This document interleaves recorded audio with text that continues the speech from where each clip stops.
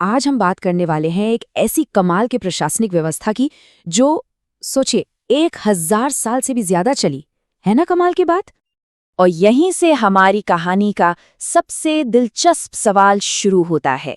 चलिए, भारत के छोटा नागपुर के नागवंशी राजवंश की दुनिया में चलते हैं और इस सवाल का जवाब ढूंढने की कोशिश करते हैं।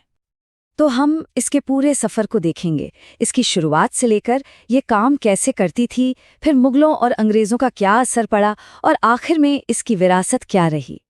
तो सवाल ये है कि नागवंशियों की कहानी शुरू कहाँ से होती है, और इसका जवाब बड़ा मजेदार है।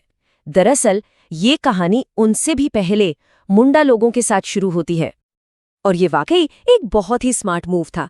किसी नई जगह आकर पुरानी व्यवस्था को तोड़ने के बजाय उन्होंने उसे अपना लिया, और शायद यही उनकी शुरुआती कामयाबी का सबसे बड़ा राज था। अब ये शब्द बड़ा जरूरी है, नजराना। जरा सोचकर देखिए, सदियों तक एक पूरे राज्य की अर्थव्यवस्था बस इसी एक चीज पर टिकी थी। कोई जबरदस्ती का टैक्स नहीं, बल्कि अपनी मर्जी से दिया गया तोहफा। मतलब पूरा सिस्टम भरोसे और सम्मान पर चल रहा था। कितना अलग है ना? अच्छा, तो ये सिस्टम असल में काम कैसे करता था?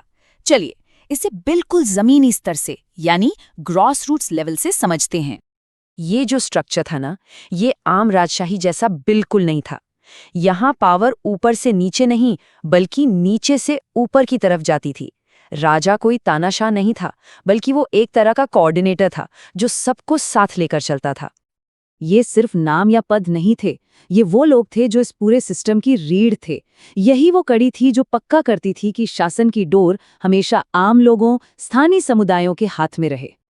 लेकिन जैसा कि कहानियों में होता है, ये सब हमेशा के लिए नहीं चलने वाला था।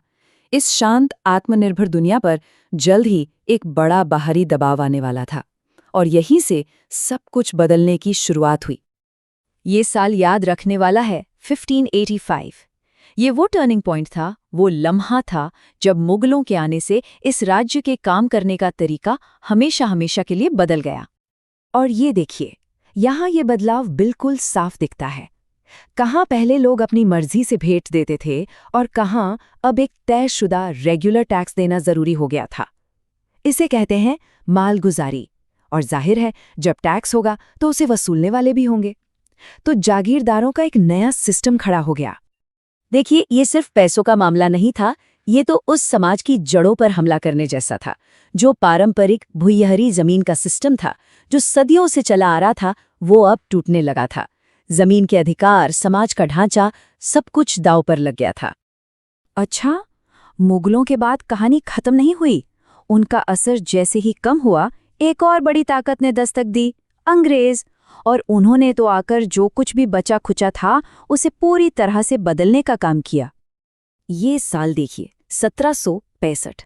बस एक फैसला और ईस्ट इंडिया कंपनी को मिल गए दीवानी अधिकार।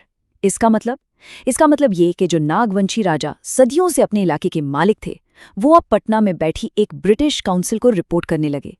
ये एक बहुत बड़ा पावर शिफ्ट था। और ये लाइन ये सब कुछ बता देती है। नागवंशी राजा अब शासक नहीं, बल्कि महज एक जमींदार थे। सोचिए, कहाँ एक राजा और कहाँ एक जमींदार, यानी लगान वसूलने वाला। एक पूरे शाही खानदान की हैसियत ही बदल दी गई। और ये सब अचानक नहीं हुआ, ये एक सोची समझी रणनीति थी। अंग्रेजों ने एक के बाद एक ऐसी नीतियां लागू की, जैसे 1793 का परमानेंट सेटलमेंट, नए जमीनी कानून, जिनसे पूरा का पूरा पुराना ढांचा ही उधड़ गया। राजा जमींदार बन गए, पारंपरिक अधिकार खत्म हो गए और किसानों पर कर्ज का बोझ बढ़ता चला गया। तो चलिए, अब इस पूरी कहानी को समेटते हैं। एक आजाद राज्य से लेकर एक औपनिवेशिक जमींदारी तक का ये जो लंबा सफर रहा, इसकी असली विरासत क्या है, पीछे क्या छूट गया? ये देखिए, ये इस सिस्टम का पूरा जीवन चक्र है। एक सहयोगी, भेंट पर आधारित सिस्टम से इसकी शुरुआत हुई, फिर मुगल दबाव में इसने टैक्स का रूप लिया, और आखिर में ब्रिटिश नीतियों ने इसे पूरी तरह से खत्म कर दिया। शासक बन गए जमींदार और लोग बन गए किराएदार। और सबसे बड़ा सबक यही है कि कैसे बाहरी दबाव किसी भी स्थानीय और पुरानी व्यवस्था को पूरी तरह से तोड़कर रख सकता है।